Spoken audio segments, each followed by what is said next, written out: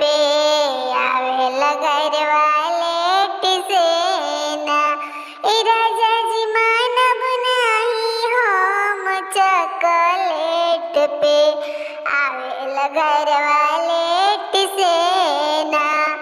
कौन करी हम कौन करेला कमाई दाना हमरा से बताई। कौन करेला कमाई दाना हमरा से बताई। राजा जी घूमत रसवतिया संगे बुलेट पे आवेला घर वाले टिसेना। राजा जी घूमत रसवतिया संगे बुलेट पर आवेला घर वाले टिसेना।